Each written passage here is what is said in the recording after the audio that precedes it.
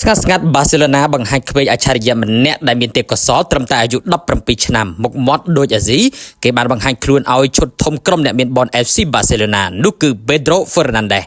ដោយមានឱកាសបង្ហាញខ្លួនក្នុងជម្រើសដំបូងហើយក៏ជាការបង្ហាញខ្លួនជាមួយនឹងក្រុមដំបូងជាផ្លូវការរបស់គេសម្រាប់ក្រុមដែលមានមូលដ្ឋាននៅឯទីក្រុងកាតាឡាន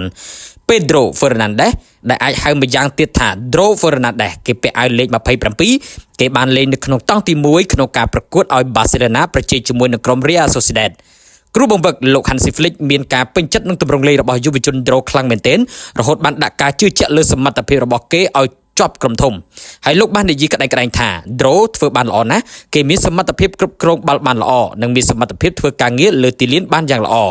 ការលើកឡើងនេះត្រូវបានដកស្រង់ដោយសារព័ត៌មានអេស្ប៉ាញម៉ាកាសូម្បីតែថា Dro កើតនៅក្នុងភូមិតូចមួយនៃរដ្ឋ Negran ក្នុងខេត្ត Galicia ដែលនៅទល់មុខប្រទេសអេស្ប៉ាញទៅបាសេឡូណាខណៈពេលដែល Dro មានដើមកំណើតហ្វីលីពីនតាមរយៈម្ដាយរបស់គេហើយឪពុករបស់គេជាជនជាតិអេស្ប៉ាញ Dro បានតំណាងឲ្យប្រទេសអេស្ប៉ាញនៅកម្រិតយុវជនរួមទាំងអុយ17ផងដែរនេះជាក្របពេជ្ររបស់បាសេឡូណាអនាគតយុវជនរូបនេះអាចជ្រើសរើសប្រទេសពីរដែលគេអាចជួយបាននៅពេលខាងមុខដូចជាហ្វីលីពីនឬក៏អេស្ប៉ាញ